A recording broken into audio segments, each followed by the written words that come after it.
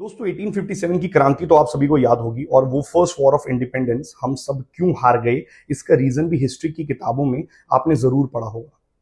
Problem थी उस वक्त वो सभी वीर योद्धा लड़ तो रहे थे पर अपने अपने एरियाज में, अपने अपने रीजनल इश्यूज के लिए। शायद बुरा लगे पर ये सच है कि उस समय lack of unity, lack of common mass leader का फायदा उठाया उन ब्रिटिशर्स ने। नहीं तो आजादी 1947 में नहीं 1857 में मिल जाती। मैं बस इतना कहना चाहता हूं, ब्रिटिशर्स ने हमें डिवाइड करके रूल नहीं किया, बल्कि हम पहले से डिवाइडेड थे जाति धर्म हिंदू मुसलमान के बीच। आज 2024 में फिर एक रेवोल्यूशन आया है पर हम वही गलती फिर रिपीट कर रहे हैं। फ्यूचर ब्यूरोक्रेट्स, याद करिए आप सभी समाज सुधारने के लिए ही तो इस फील्ड में आए थे, to create a social impact. ये एक मौका है, सरकार आपकी बात जरूर सुनेगी अगर आप सही ढंग से समझाएंगे। पर याद रखिए, कुछ लोग इस प्रोटेस्ट को पॉलिटिकल रंग देना चाहते हैं, तो आप उनको दिखा दीजिए कि हम सब सेल्फ सफिशिएंट हैं, पढ़े लिखे लोग हैं और लॉ के अंदर रह के कैसे बदलाव लाया जा सकता है ये आप उन्हें बताइए।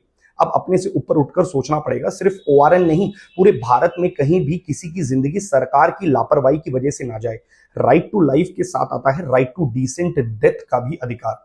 उस पर विचार करिए दोस्तों और शांतिपूर्ण तरीके से अपनी बात को सरकार के सामने रखिए। दोस्तों लास्ट में बस मैं आपसे इतना कहना चाहता हूं, सरकार तक आपकी बात सही तरीके से पहुंचे उसके लिए हमें सारे स्टेप्स लेने की आवश्यकता है। कोई भी अथॉरिटी आपसे मिलने आती है तो आप उनसे बात करिए। प्रोटेस्ट के नाम पर आप उनसे अगर बात ही नहीं करेंगे तो आपकी बात कभी वहां तक पहुंच ही नहीं पाएगी।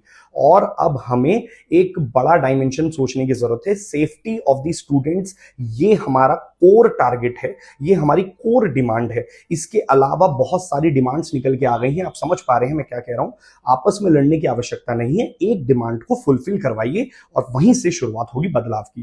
Thank you so much.